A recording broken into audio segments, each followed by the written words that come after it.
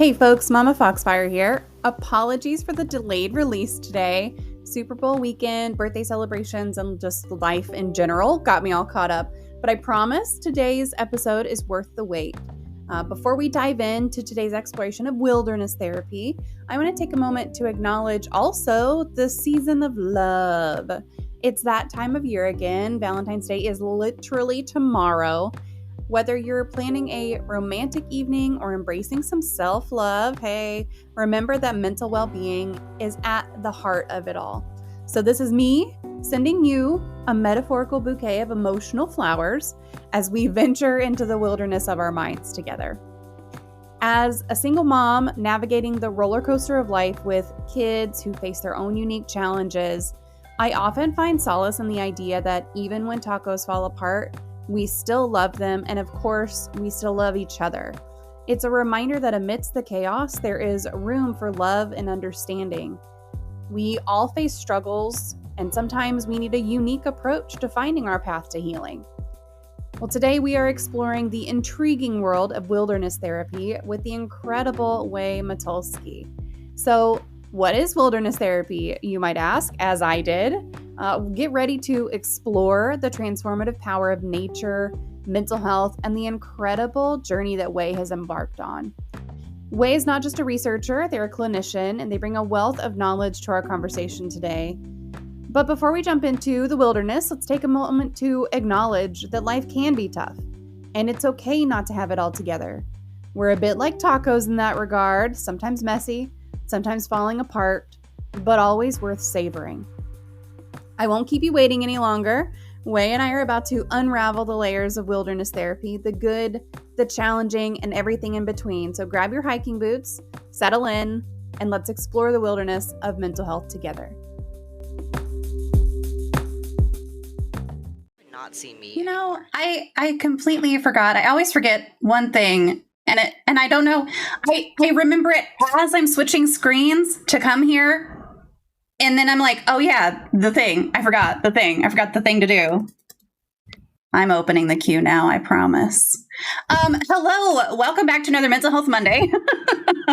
Brought to you by Mama's Tech Issues and Bad Memory today. We are here, I'm very excited to talk about wilderness therapy with Wei Motulsky. And by the way, y'all, this is Bombsy. Hi. I'm a real person with a face. He's a real person with a face and everything. Thank you for agreeing to join us today. I'm really excited for this. I didn't know wilderness therapy was a thing. So this should be really good.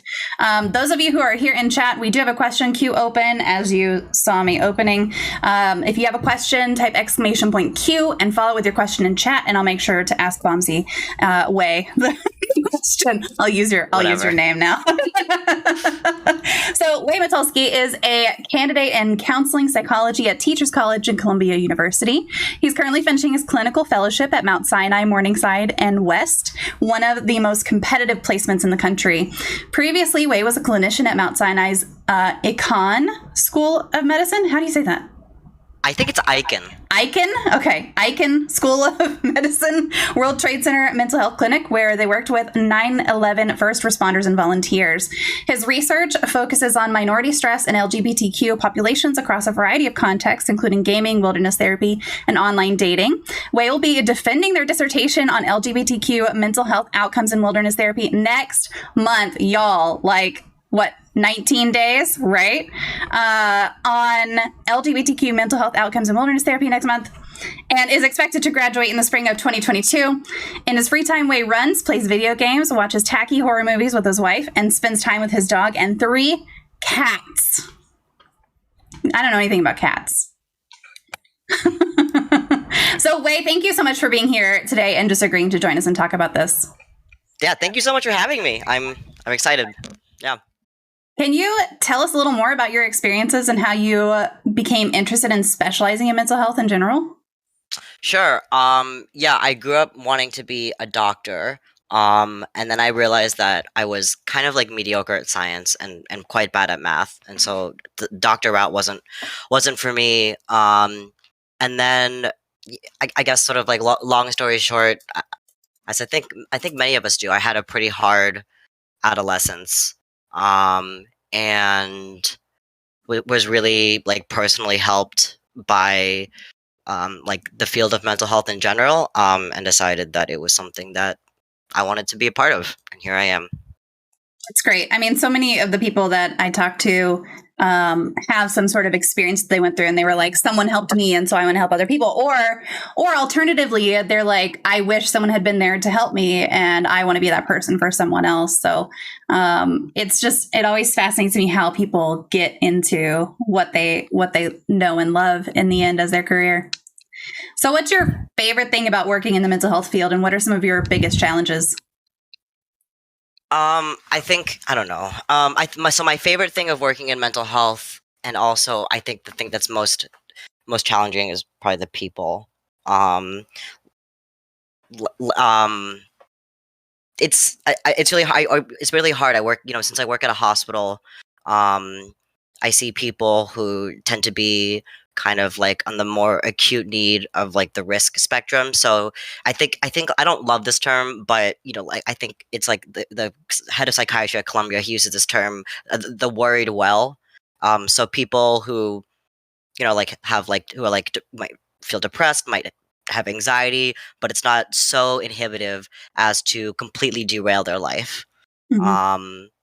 That's not who I work with. I work with the people who really like continuously kind of like struggle and are like really challenged by things that I think a lot of folks don't like had the luxury of not kind of, I don't know, battling. Mm-hmm. This is a complicated narrative, but so on the one hand, like it's not uncommon for me to kind of either have one of my patients or someone like a patient who's being seen in the clinic have to go to like the inpatient unit or have to go to detox or rehab like once a week, like at least someone. And so that part is very hard, and like interpersonally the like my patients can be very demanding, and also they are amazing people, and I sometimes I have to kind of like remind myself of that I think that being a therapist, sort of no matter your training, is an exercise in seeing the good in people and in holding that goodness for them, even when they aren't necessarily able to express it or see it or believe in it. And then when and sometimes you have those moments of like connection where you're on the same page about how much both of you believe in that person, and that's my favorite part. That's beautiful. That really kind of outlines like how much you care about the people that you work with. And I think that that's awesome. Thanks. Yeah, even though sometimes I want to just shake them, but yeah. Listen, sometimes I want to shake my children. It's okay. Sure. And I love them. Y'all, listen, my shirt, I don't know if y'all can see it. It says Mamasaurus Rex, and it has two little dinosaurs and a little heart. I love my children very much, but sometimes I do want to shake them. Absolutely. So I think for you to feel that towards people that you did not give birth to is probably okay. Oh, yes. Today I tried to feed one of my cats who was in a closet, and when I tried to give her dinner, she hissed at me and tried to bite me, and I was like, okay. Okay, fine. Listen. Maybe later. You would never hiss at me and bite me, would you? Yes, he would. Absolutely. 100%. Bite has a question. She says, what is your favorite poem? Oh, what a great one. I think I have a lot of them, but I think my favorite poem is Annabel Lee by Edgar Allan Poe. I think like the concept of it's a very complicated poem, but like the concept of a like at least a nostalgia for a love perceived to be so pure that it angers the gods, and they murder her. I think I don't know, it's classic Edgar Allan Poe. It's very melodramatic, but I love it. Yeah. That's, melodramatic, but I love it is Edgar Allan Poe. Like that is him. That is his essence, I think. That's right. As long as you don't shake them, I think you're fine. Yeah, absolutely. Yes. I mean, listen, that goes for me and you, both of us. No shaking. You mentioned gaming and horror movies as hobbies in your bio. Do you play horror games as well? And also, what's your all-time favorite game and all-time favorite tacky horror movie? Oh man. Okay. All time. Okay. Do I play horror games? Yes. Am I good at them? No. I remember I played Amnesia back in college, and I was like so scared of it that I cheated and I turned my lives up to like 99999 and my sanity up to 99999. So like the monsters would hit me and I wouldn't die. And even so, once I got so scared, I remember we were like playing in the dorm, and I was playing and I got so scared that I paused the game. I guess I had the presence of mind to do that, and then I threw the keyboard across the room, and then I ran out of the room. Um, so so yeah, and then favorite tacky horror movie. It got rebranded. It got rebranded as something else, but it used to be called, oh, and my wife is watching, and she'll know what I'm talking about. But it's called like Love Island or something, or like. I thought Love Island was that Australian. Yeah, it's not. No, so it's not Love Island. It's oh my god, it's this terrible movie from like 2009 that is about a bunch of hot people on an island, and they're filming. I think they might be filming. I don't know, like some like shitty movie, and then they get attacked by like these monsters, and then at the way end of the movie, it turns into sort of this like activist statement for Haitian refugees, and it's like this movie in commemoration of Haitian refugees, and it was super weird and in terrible taste, and that's my favorite movie because the acting is horrible and the movie is from start to finish terrible. My favorite game of all time. You're really testing my working memory with these. Let's see these questions here. My favorite game of all time. I mean, it's definitely changed over the years. I don't know. That's a hard one, but I guess. Yeah, I guess like it's not a game, but like a series, like the Pokemon games. I played them growing up. I think I still play them. They're very nostalgic, even though it's pretty boring. Yeah. But yeah. See, now Alpha says you're lying. He says it's Bad Girl Island. It's called Bad Girl Island. Bad Girl Island. Okay. Yeah, she texted me. Thank you, honey. Definitely not Love Island. Not Love Island. It's called Bad Girl Island. That's a different thing. Yes. Bad Girl Island. Okay. All right. I'll have to look that one up. Alpha says your favorite game is RuneScape. Did you ever play RuneScape at all? Oh, I did play RuneScape. I did play RuneScape. And my account got deleted, and I checked it a couple years ago, and I was pissed because I had 99 logging, and I had 99 fishing, and I had 99 combat, and I had all the quests done. But that's neither here nor there. So I lost my RuneScape account for a long time, and I couldn't figure it out, and they wouldn't let me have it back. And they were like, no, you don't have the password, blah, blah, blah, blah, blah. We can't give it to you.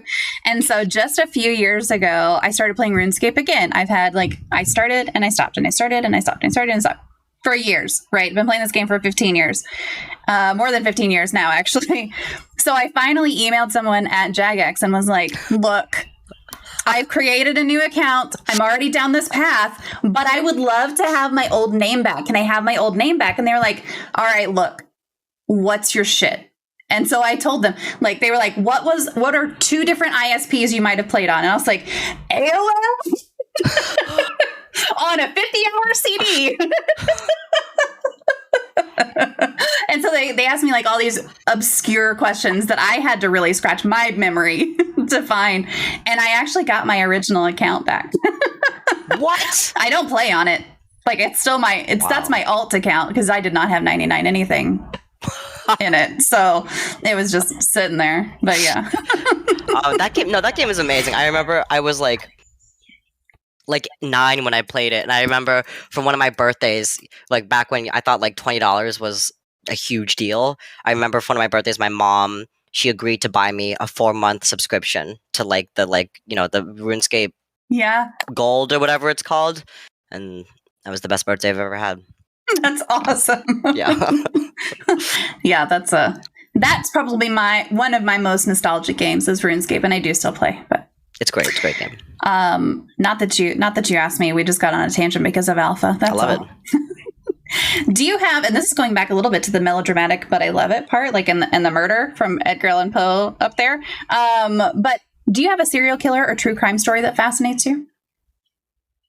Oh yeah, okay. So I had this who will remain very de-identified, but I had this one patient who, in the middle of one of my group therapies, had a psychotic break, and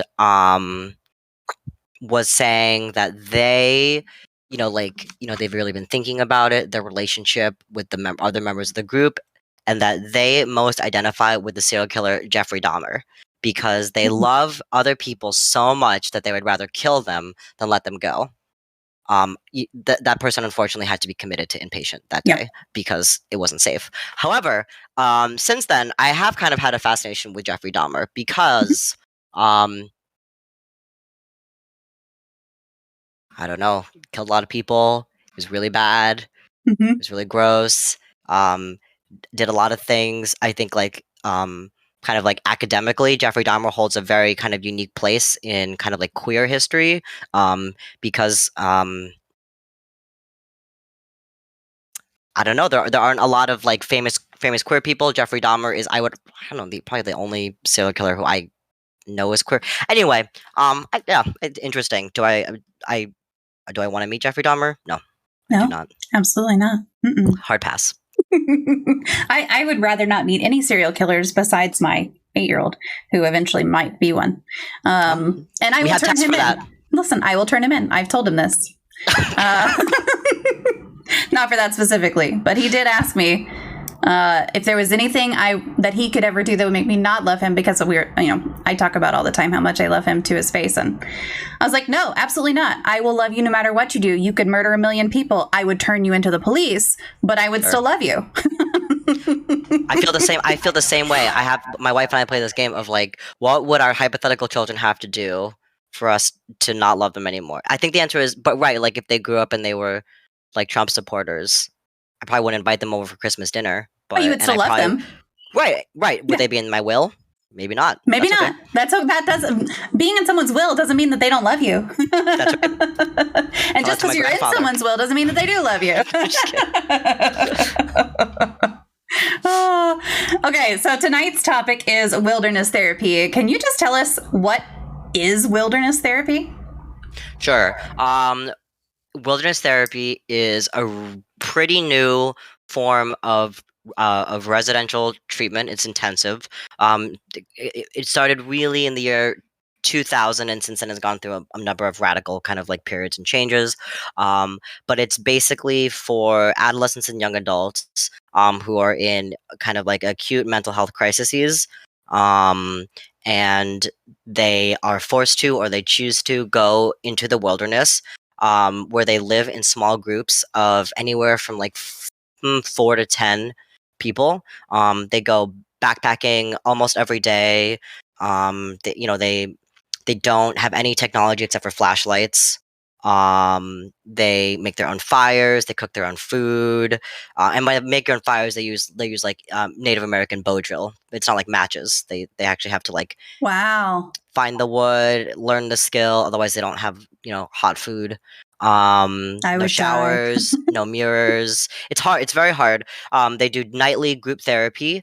They're called field guide. It's not like formal group therapy. It's more like they call them. It's like psychoeducation, like didactics. It's sort of like, this is what marijuana does to you. This is what depression is, like that kind of stuff. And then they have weekly individual therapy and weekly like formal or like group therapy with a licensed therapist.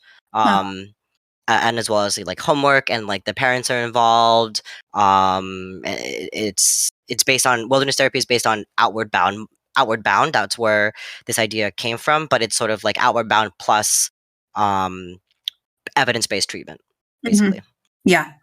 And so, but it's always in groups. There's not like a time where you're just going to go one-on-one with somebody.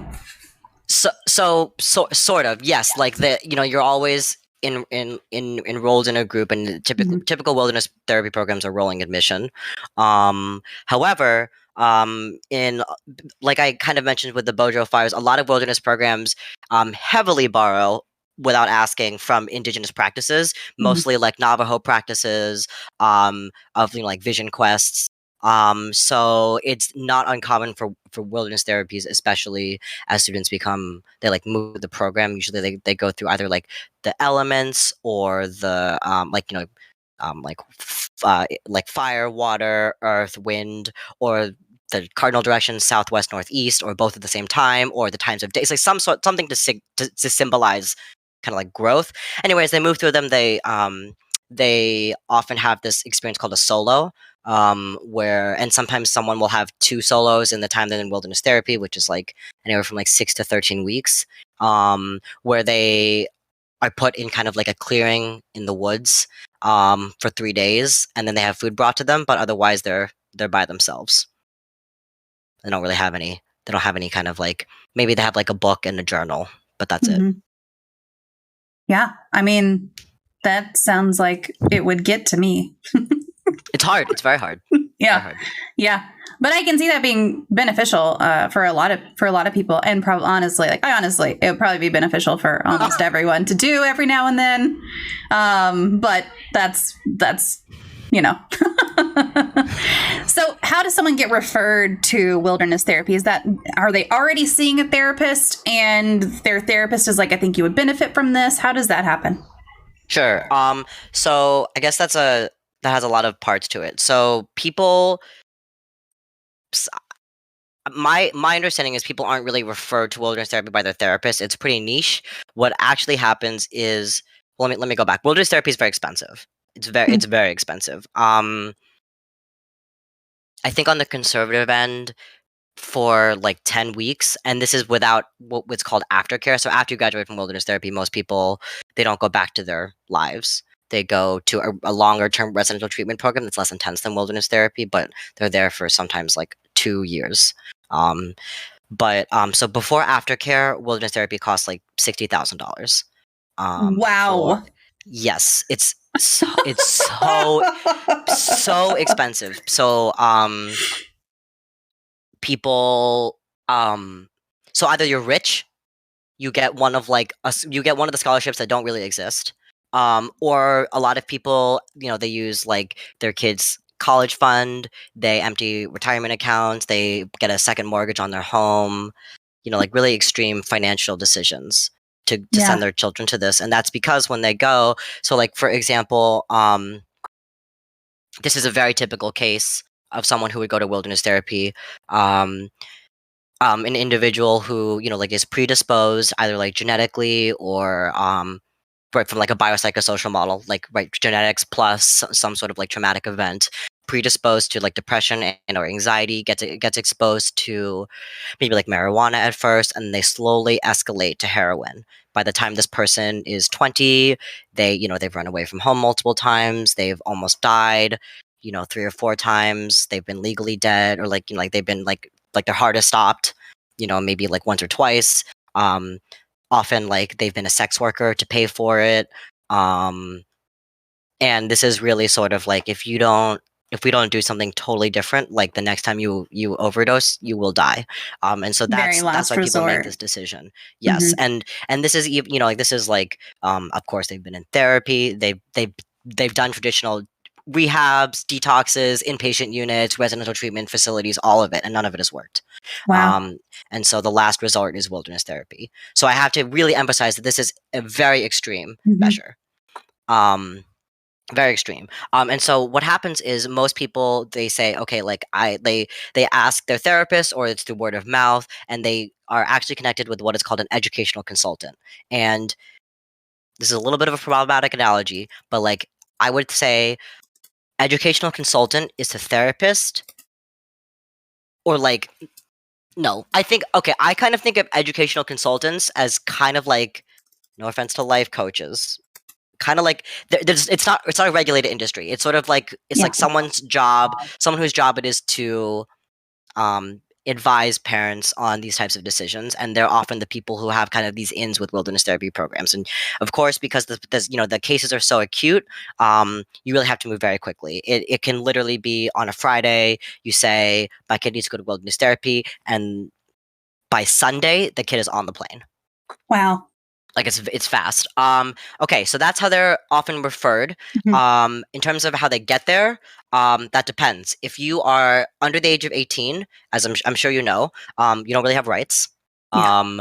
So what actually happens is often parents will hire a transportation company, and this is very complicated. There's a lot of ethical issues around this. But basically they'll hire a transportation company, and it's usually like a couple of like large men who will show up at like 3 a.m. on a random day of the week and come into the child's bedroom, and if the child resists, they will handcuff the child, because the parents signed over paperwork that the child is legally a juvenile delinquent, so they're not allowed to run away, blah blah blah, and they're escorted to the airport. The transportation people sit with them on the plane, like they're in the middle seat, and the two people in the window in the aisle or whatever, and it's basically like, yeah, they are with the person even in the bathroom until that person is physically handed off to the wilderness therapy staff member. That's number one. Number two, you go willingly, or you're over 18. Obviously, you can't have your rights signed away. So you sometimes people go. They say I need this, and I recognize it. Oftentimes, what will happen is parents will have to threaten to like disinherit their children or kick them out, in order to convince them. It's either you go or you live on the street. Wow. Thing. And then in very rare cases, wilderness therapy is presented as an alternative to prison. Interesting. Yes. Wow. That's intense. So I didn't realize that there were transport services. So my oldest stepson went to a residential treatment therapy, and it wasn't wilderness therapy, but he had to be transported. He couldn't be. No one could transport him. Like, that had to be parents transporting. So I don't know if that's a Texas thing or it what. It could be. So the laws, the laws state to state actually really, really vary. Like, for example, there are no wilderness therapy programs in Washington State, where I grew up, because of the juvenile custody laws there. So that's possible. There's obviously like a lot to say about this, but it basically tends to vary by wilderness therapy program, and like you said, by state as well. Yeah. Interesting. Wow.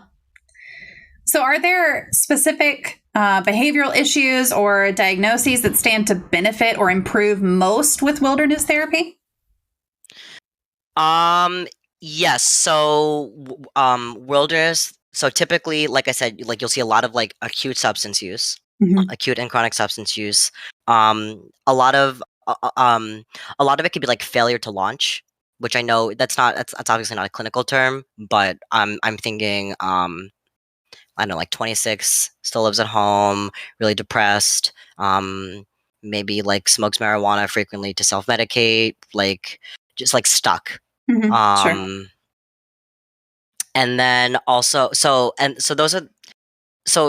anxiety, depression, substance use, and then stuff related to that, so like personality disorders, kind of like I don't know, kind of like comorbid other like mental health diagnoses, often like perhaps struggling in school, maybe a learning difference, and then also is really depressed, starts acting out, aggressive behavior, or maybe internalizing behavior. Either way, parents get concerned, wilderness therapy, something like that.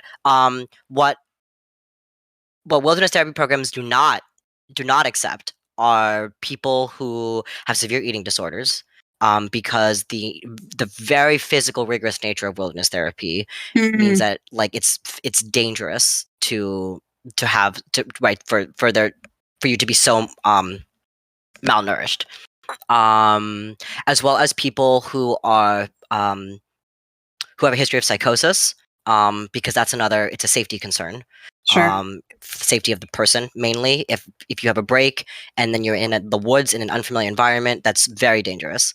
And then people who are acutely suicidal, because again, like that's just people who are acutely suicidal. This is another whole conversation, but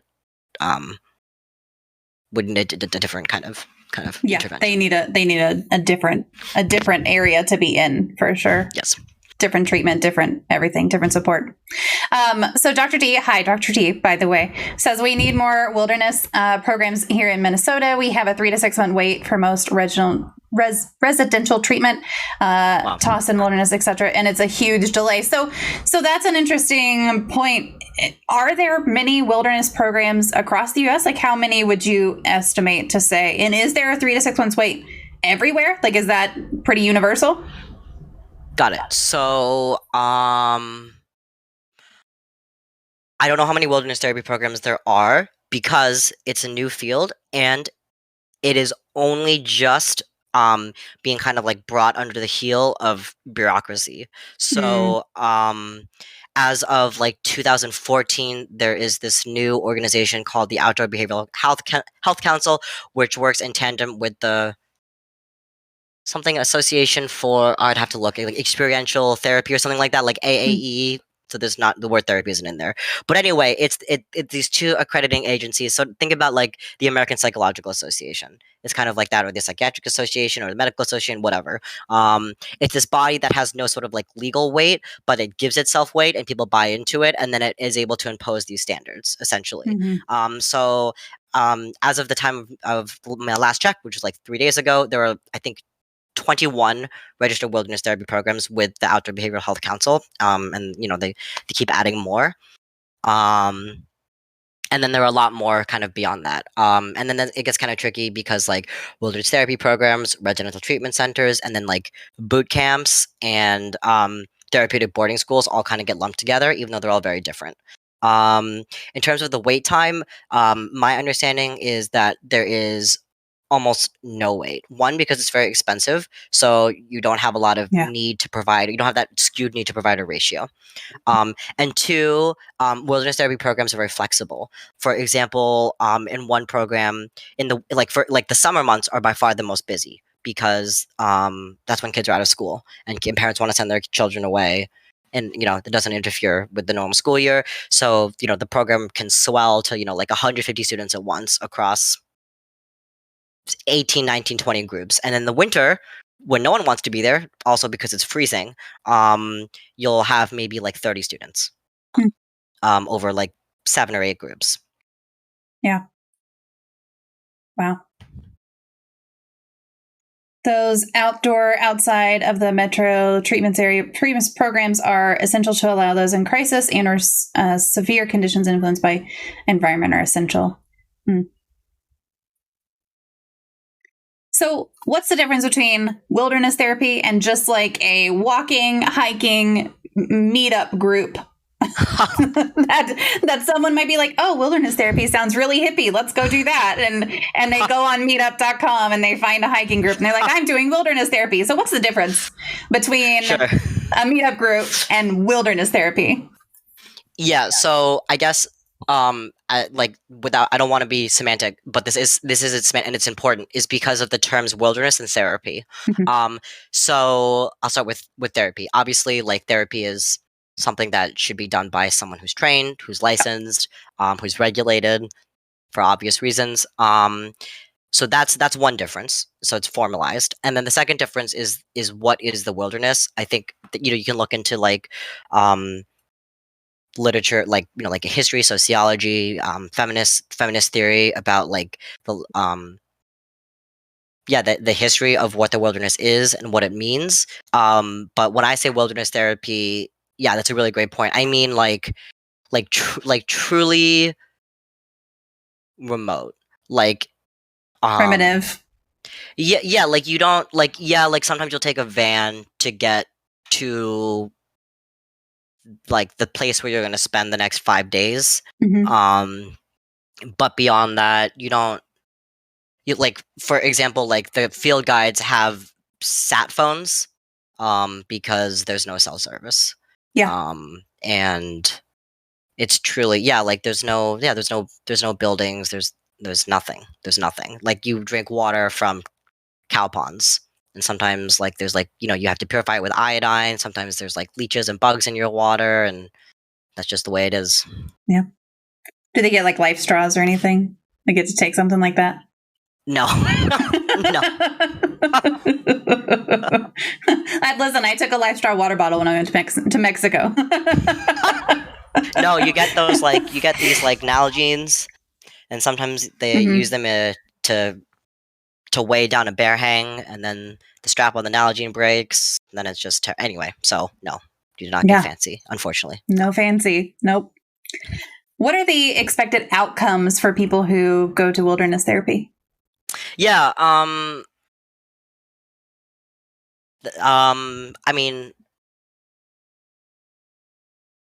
I think there's like a general common misconception, in treatment, that you go and you're good forever and we're done. And, Right. and like wilderness therapy is, I forget, I read this article about this, but essentially there are stages of therapeutic change, and wilderness therapy is most interested in the first three, which essentially are catch you in a crisis, don't let you die or kill yourself, and then de-escalate you and regulate you and teach you these basic skills so that you can start to generalize them to other parts of your life. So the goal is for people to leave in like significantly less distress, psychological distress, which is what my dissertation is interested in. And it is kind of, and then like similarly to give them a break from this like harmful environment they come from. So from like, friends who might be bad influences, from parents or family members who might be, all of it. Almost like a reset switch. And also sort of like wilderness therapy is different in that there's like a very holistic treatment model. So not only kind of like the mental health, but also physical health, spiritual health. So there's an emphasis on my like mindfulness, on yoga, spirituality, meditation, as well as of course the hiking, or I guess it could be like canoeing or backpack or biking or whatever. I guess, does that answer your question? Yeah, I mean, I think so. It's kind of that getting you to a place where you're feeling more like I can kind of work on my life from here. So not the end all be all, like you still have shit to do after, but you get to a point where you're like, all right, I can take a breath and not go right back into a crisis from here, right? Exactly. And this becomes very tricky because a lot of people, once they graduate from the wilderness therapy programs, they go to boarding programs or whatever, but kind of like the magic of the wilderness, it fades after a while. Sure. You don't wake up. They call it the world of clocks, like going back to the world of clocks. It's extremely difficult to leave wilderness therapy. It's harder than it is to come in, because you're used to eating all organic food, fruits, veggies, and proteins. Like almost like the closest thing they had to to kind of like unhealthy food was like butter in the winter because they needed the energy, and like cheese for flavor, and that's it. Like no chocolate, no, like nothing. Like I remember like peanut butter with granola was a dessert. Wow. With sugar-free peanut butter and sugar-free granola. Oh, Anyway. so, okay. So I was just about to say, like, at least peanut butter and granola have sugar in it, but no. No sugar. No sugar. Yeah, and so that's another thing, is it's very risky when people leave wilderness therapy programs. They especially after 6 months, like the data kind of like more longitudinally show that there's an increase in mental health symptoms, because again, it's very difficult. Well, and I would imagine, you're in kind of this wilderness therapy and this primitive environment. You're doing all this shit that's really helping you, but wouldn't your value become like very intrinsic, and then you go back to the world of clocks, like you said, and all of a sudden your value is everything external again, like, and that seems like a pretty like snap right back to it kind of thing.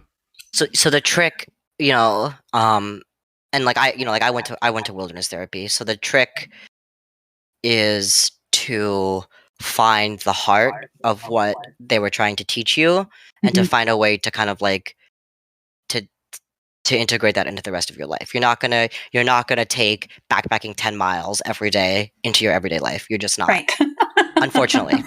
But you will take sort of this knowledge that you can overcome these challenges, that you're capable of forming these like meaningful connections with people who maybe you don't have much in common with at first, but you grow to love, who become your family.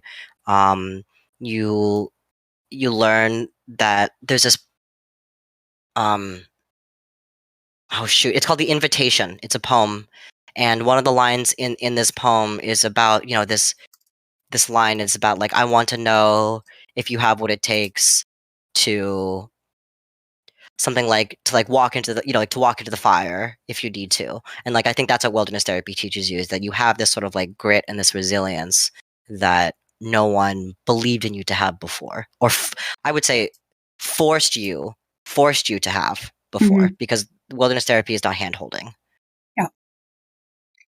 Yeah, Dr. D said that it's a constant struggle, the extrinsic versus the extrinsic versus intrinsic thing. Yes. Find the space where you can persist. Yeah, absolutely. I mean, that's something I think that's something that we probably all struggle with to some extent, and maybe without even knowing it too. Like how much of your value is things around you and people around you versus what you assign yourself internally. But wilderness therapy probably makes that pretty stark, I would imagine. Absolutely. Can wilderness therapy support family groups or couples in relationship building or repair, or Sure. is it more of a strict individual? My hope is that that's part of the future of wilderness therapy. I think logistically that's very complicated. What I will say is that a good wilderness therapy program should incorporate elements of family therapy into it, because if a kid does the work, so a common thing that I see, or I have seen and I've heard about, would be like the classic personality pair of like a narcissistic parent with a borderline parent, or I should say someone with narcissistic personality structure, someone with a borderline. Anyway, and then they have a child together, and that child is really traumatized. Yeah. And then they go to wilderness therapy because the child is the identified patient. They're the one, with something wrong with them, even though it's the family structure that is broken. Yep. And then if the child comes back to a family structure that hasn't changed, and they're just going to regress. So a good wilderness therapy program will treat the whole family. And so that includes, so a lot of, like the typical wilderness structure is, obviously you don't have like email, so you write letters back and forth. And things like impact letters, or like, and that would be like, these are the ways that your behaviors have affected us. And like the child writes that to their parents, and the parents write it back. And the parents are also should be assigned homework by the therapist, and be given emotional regulation skills at the very least, so that there's kind of a shift overall. Yeah. And I feel like in my experience, like it's not, the child is very much a symptom of what they've gone through. Like at least with my kids, like it was a symptom of something else that was happening. And like, until you address that, the kid's not going to really change very much. Because it's just a reaction to what's going on around them. So I think it's good if you can include the parents. I know sometimes parents aren't willing. Absolutely. Which is a big bummer. Yeah, that's the worst. And when that happens, it becomes, I think, like, this is what I think from as a clinician, and I think kind of how wilderness therapy is approached too, is it becomes a game of like triage. Like, how can we blunt this impact as much as possible, and advocate for this child to basically go far away after they leave. Yeah. Give you as many tools as we can to survive the situation, and also get you, out of there for a little bit. Yeah. Yeah, exactly. Dr. D said, I think that primal existence is fantastic in stripping away societal expectations to find yourself. Finding that beyond the therapeutic space is going to be difficult. Yeah.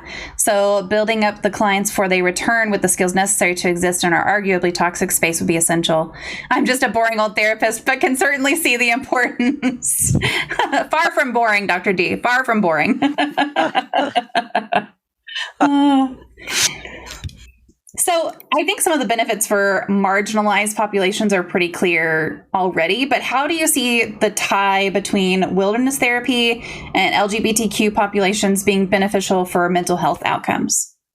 Yeah, so I think again, this is sort of like, the big question mark in my dissertation, but the idea would be to take someone out of their harmful environment and to, like I said, to give them a reset. Wilderness therapies, because they're so expensive, are like 90%, like 90% of the students are white, and I'm sure 90% of the providers are white as well. So for students of, people who are enrolled in wilderness therapy are called students. So like for students of color, and students with other minority identities, wilderness therapy, I would argue wilderness therapy is a very hard space to be. And of course, wilderness therapy is not welcoming or accommodating of people with physical differences as well. Yeah. Like, you can't go to wilderness therapy, like if you have trouble walking, like you can't. Yeah, right. Right. So it's very complicated. But I guess it's not really an answer so much as like I would argue this is one of the main drawbacks, like top 3. Sorry, my dog's barking. That's Ivy, okay. hush. It's the cost, relatedly, the demographic, therefore who gets to go, and who is able to go as well. Yeah. So all things equal, if folks in these marginalized populations had equal opportunity to go and were given that opportunity to go, what would be some of the outcomes you would expect above and beyond what is already expected? I think that the frame of wilderness therapy would have to change.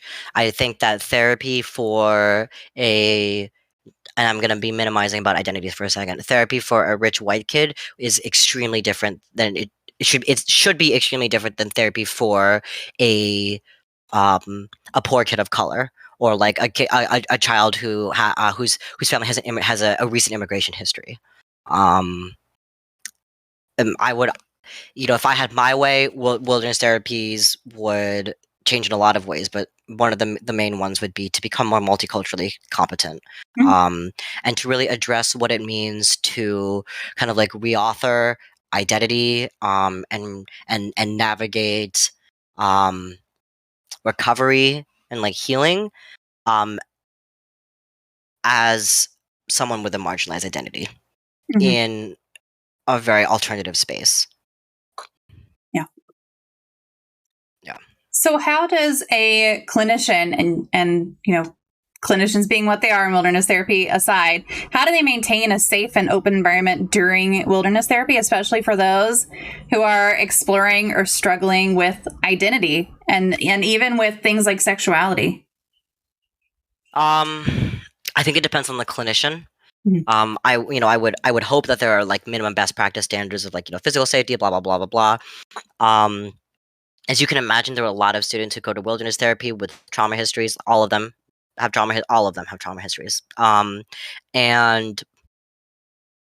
there are a lot of specific rules in place around, like, everyone wears the same clothes. You'll have the same shirts, you'll have the same pants, you'll have the same outerwear, you have the same hats, all of it. And there are very strict rules around how much skin you're able to show and that kind of stuff to keep from triggering people, as well as very strict rules around talking. So for example, like, you can't have a conversation outside of earshot of a field guide, or there's a penalty. And there are a bunch of other a lot of like very small rules to kind of enforce this. And then in terms of navigating, I would say, as much as sort of dodging the question is, I think it really has to depend. Depends on the group. Yeah. Depends on the orientation. It depends on the client. I was laughing because I'm just thinking about no one is surprised when I think when I say that wilderness therapy programs also have the problem of people trying to run away. Right. Yeah, I'm just thinking. I talked to this one person who was in wilderness therapy, and when you're an adolescent, at night they take away your shoes, so that if you try to run away, you can't get very far because you don't have shoes, and they take away your flashlight, bunch of stuff. Anyway, um, he he waited until they were doing I think it was like he waited until they were doing showers or something, and he thought that if he ran away naked that they would be less likely to chase him because they wouldn't want to tackle him. And he also had the assumption that one of the field guides had a prosthetic leg, and he had the assumption that if he ran away while the field guide with the prosthetic leg was watching him, that he would get farther. Anyway, so he tried to run away while naked in the wilderness. In the wilderness. And he said, he was like, I heard them counting behind me, and basically they like let me have a 10-second head start, and he was like, I got no more than the edge of the clearing before they tackled me. Wow. So these field guides are intense. They're like they're like, like Iron Man triathlete people. So good luck running away. Anyway, it's fun. Yeah, man, that's I mean, it all sounds intense, but that's super intense. Like, yeah. That's an old prison tactic, so it speaks to their history a bit. Well, I don't think this person was in prison, trust me, but they were like a rich young white gay boy from Seattle, but no, the prison tactic of chasing, I think, is what he's talking about. The counting to 10. I could see it, although I would hope I have my own. I worked in the New York State prison system last year. I have my own thoughts around that. I hope that no prison guards are also, or no correct. I should say, I hope that no corrections officers are wilderness therapy field guides. I don't think it's a good match. Maybe not. Yeah, maybe not. Do you feel that adults or teens or younger kids, is there kind of an age group that benefits more or less from wilderness therapy? That's a great question. I looked at age as a moderator in my study. So, like, does age affect the relationship between who you are and your outcomes? The answer is no. According to these data. I wish wilderness therapy would be open to more people. It's currently basically restricted from people who are like 13 to 25, 26, because those are considered to be sort of like those key developmental years. I am out of my key developmental years. Imagine you that. are, but I'm sure you could find something if you really want to go live. I am not going to pay for 10 $60 weeks. grand to do something that I'm not going to benefit the most from. Like, that's the thing. I might pay $60 grand if it was like a promise of I'm going to benefit in these specific ways, and maybe that's beneficial. But like, if that cutoff is 24, man, I'm not going over 24. Like, no, not worth it anymore. It's more of a like like who is in these life stages of needing this kind of intervention, and the answer is 13 to 25-year-olds. Right. But touch me, bro. Feel the schlong of might. Oh, Dr. Gropey's in the house. Oh, it's excellent. It's excellent. So taking out and this is kind of going back to the meetup hiking question a little bit, but beyond the therapy part and the primitive part of wilderness therapy, would everyone benefit from just getting out into nature more? Do you feel like? Of course, there was. This is like, of course, like I can never find it. I swear it existed as a study. There are so many studies that demonstrate that being in nature is good for you. One in particular that I love is, I think it was in my assumption. Hi, sweetie. She wants me to play fetch with her. My assumption is that, I think it was in Detroit. It doesn't matter where it was. Anyway, it was one of those like apartment complexes, where like public housing, where it's sort of like a U shape, and then in the middle there was a parking lot. And they, the city did an experiment. It was an experiment. They did a pilot where they replaced the parking lot with a park. And the park was very simple. It was like a couple trees and a playground, like a swing set, like a couple trees and a swing set and some grass. Like that's it. And within like a generation, like what's it called? Truancy rates plummeted, graduation rates increased, grades increased, chances of going to college increased, physical health increased, mental health, like everything. And the only change was they turned a parking lot into a park.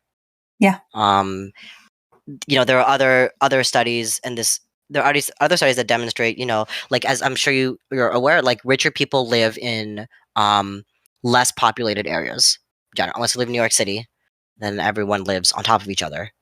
But but the rich people live closer to Central Park or Prospect Park or whatever, Riverside. It doesn't matter.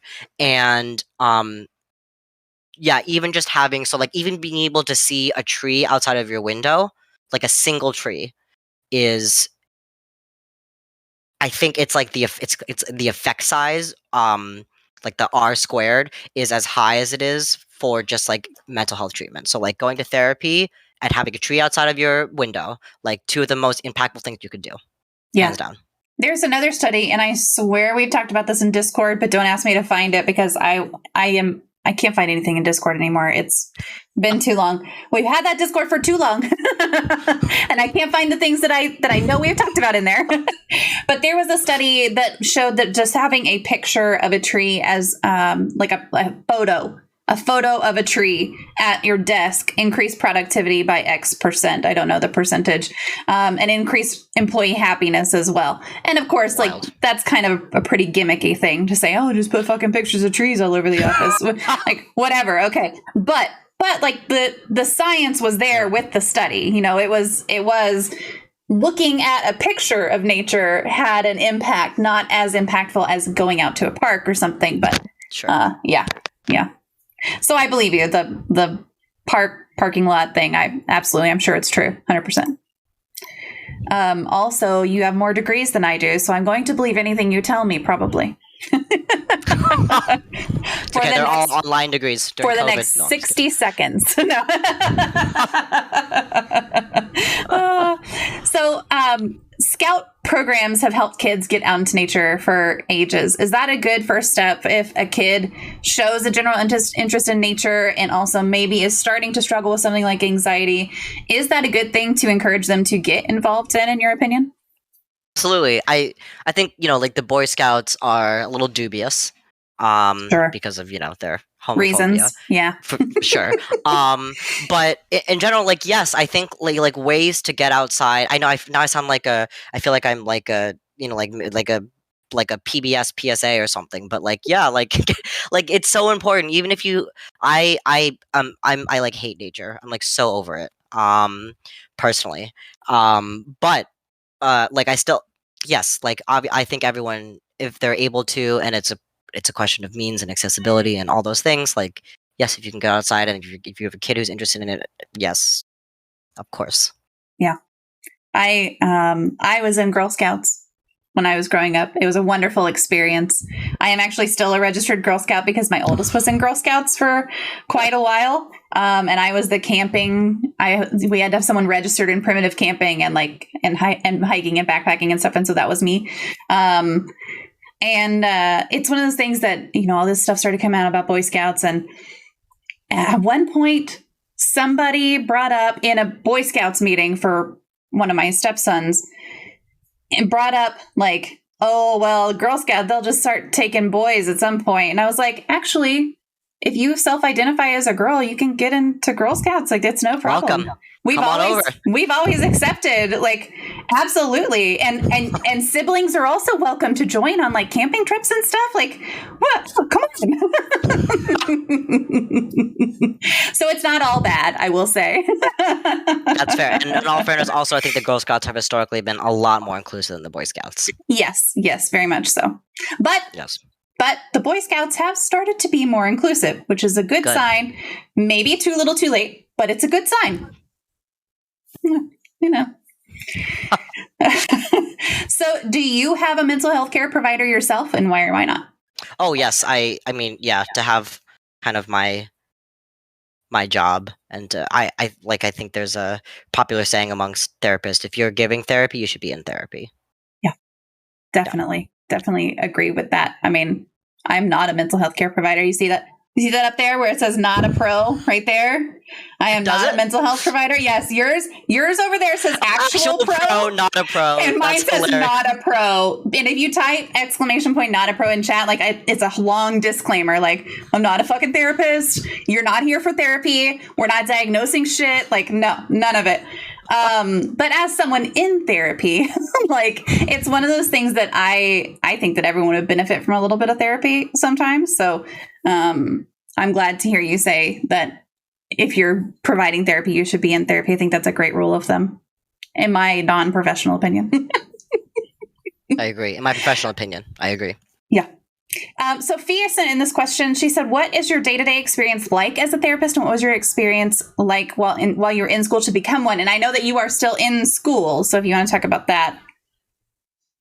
Yeah, I can talk about it in broad strokes, but basically up until this year, this is my I liken it to like a residency, like a medical residency. So this is where I'm like out of school essentially. But and previously, I would have a part-time job at a clinic for like like the Icahn School of Medicine or like whatever.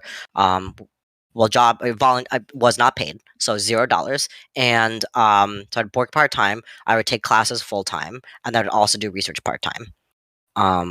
So it's very busy, and it's hard to kind of be a good therapist when you also have finals the next day, and also and you aren't sleeping because you have too many things to do. Yeah. Exactly. This year it's actually harder and different. But anyway, and it's yeah, I don't know. I feel like I'm getting away from the question, but just how you have to kind of remind yourself why you do it. And this year has been almost exclusively clinical work, except for my dissertation. So I get to kind of experience what it would be like to work more than full time. To be honest with you, but like full time as a psychologist. Yeah. Yeah. What are you most looking forward to after your dissertation is done? Like, are you going to celebrate in a certain way? Are you going to enjoy certain time that you don't have right now? What are you looking forward to the most? Like I said, after I do this, I have to apply for postdoc fellowships. So that kind of sucks. But what am I looking forward to the most? My wife is listening, and I feel like she's gonna hate this, but she knows what I'm gonna say. I am definitely gonna impulse buy something I do not need that is too expensive. I already bought a fancy soundbar, but I think I'll buy a TV. Listen, but we've been planning this. She knows we've been planning for this TV for like 2 years, so it's not a surprise. But I might buy it. You have to have a good TV to go with the good soundbar. She just texted me. ... Yeah, I get it. We'll talk about this later. Yes. So if you weren't doing what you do now, if you'd chosen a different path in life, what would you be doing instead? You said a doctor, but you weren't really cut out with the science. So what would you be doing instead of that?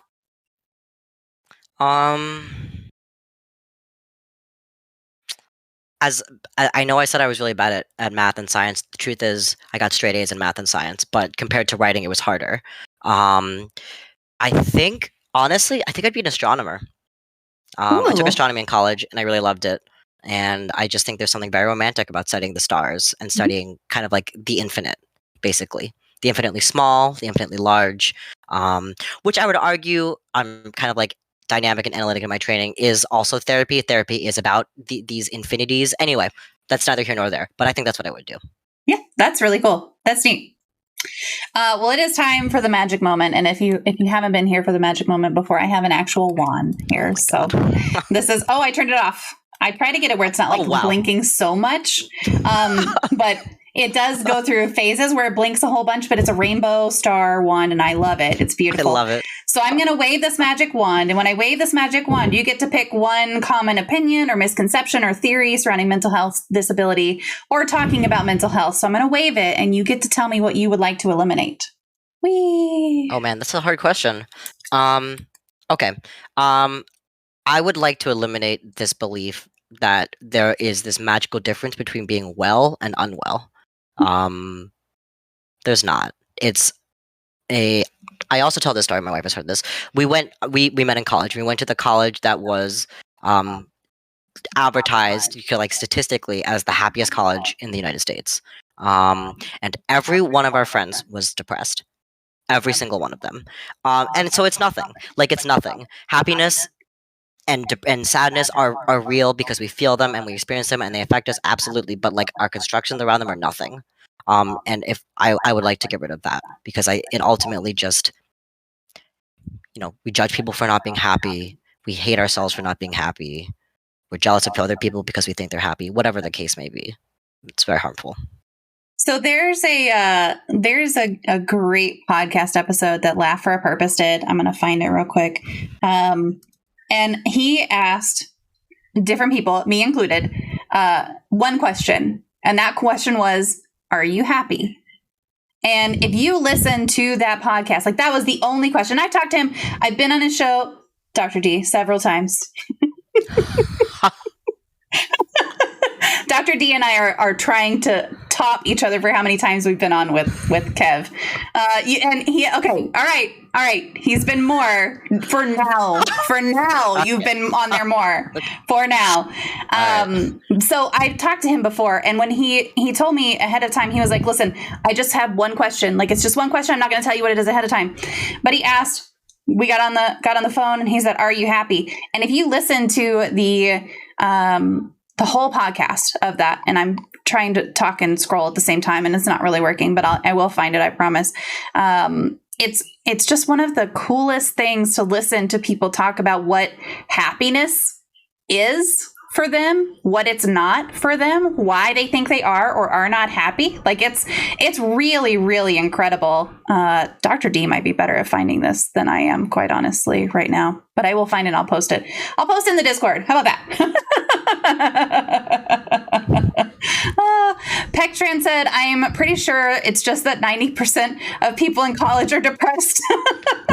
That's true. I think that's pretty true. Yeah. Yeah, you might be correct. Okay, I swear I'm gonna find this. Oh, your answer was brilliant. Thank you.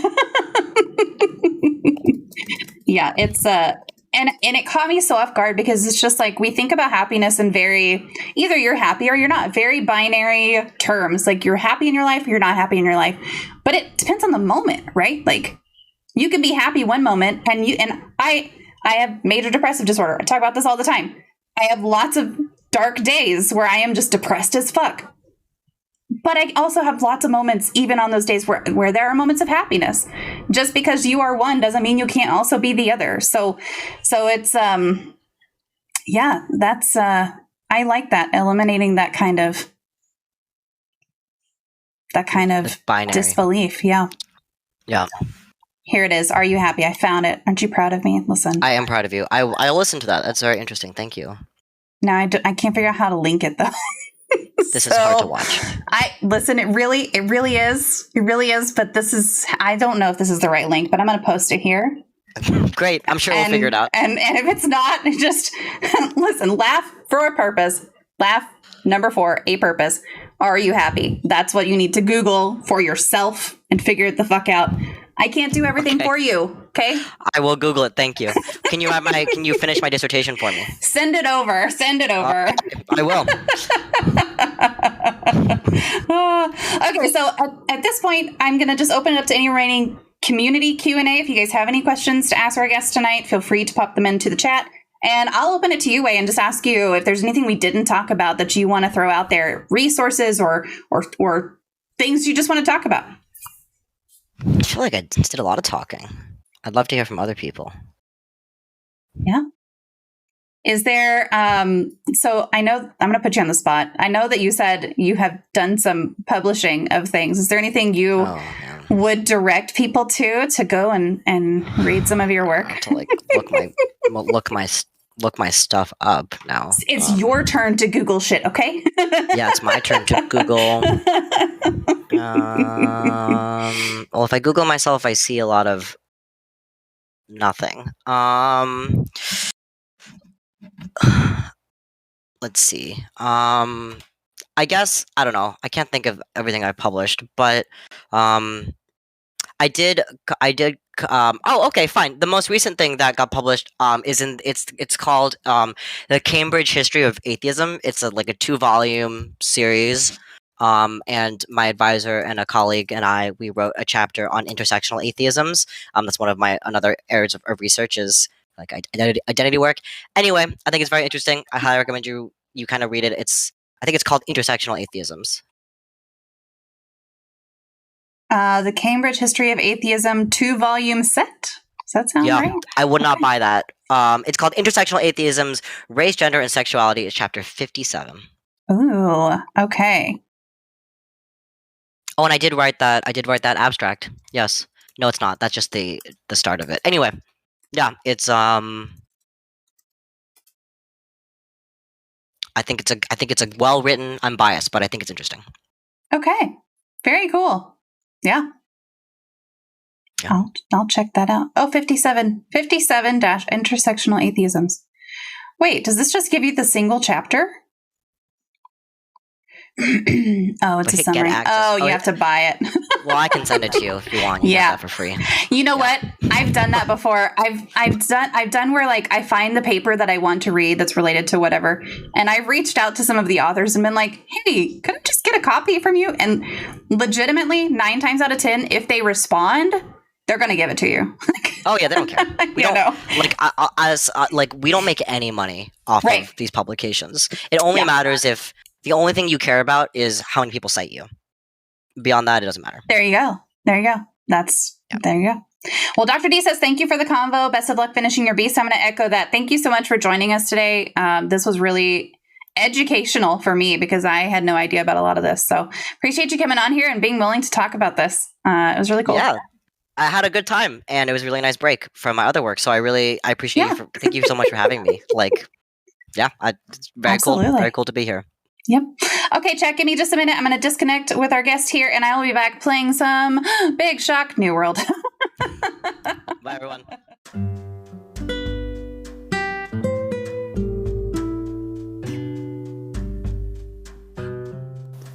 And that's another adventure in the wilderness of mental health explored.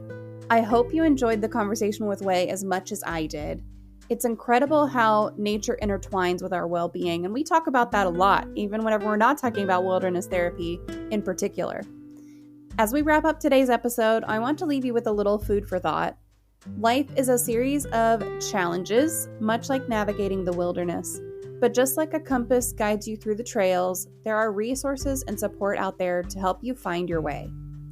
If you found today's conversation insightful, or if you have thoughts to share, or you're looking for some resources, I would love to hear from you. You can connect with me on social media. I'm at MommaFoxFire pretty much everywhere. Or you can head over to tacosfallapart.com, and there you can find ways to share your experiences, connect with the community, and even share a taco recipe or find a taco recipe. There is one hidden on the website. I know we've covered some really deep topics today and on this podcast in general, but remember that it's okay not to have it all figured out. We're all on our own unique journeys, and beauty lies in the messy, imperfect moments of those journeys. Also, don't forget that Valentine's Day is not just about romantic love. It's an excellent opportunity to check in on your mental well-being and show yourself some love, and check in on the mental well-being of those that you love. Whether you're spending the day with a special someone or enjoying your own company, remember that your mental health matters. If you've enjoyed our journey on wilderness therapy today, show us some love by liking, subscribing, and leaving a review on wherever you're listening. Spread the love and positive vibes, and until next time, take care of your hearts, both metaphorically and literally.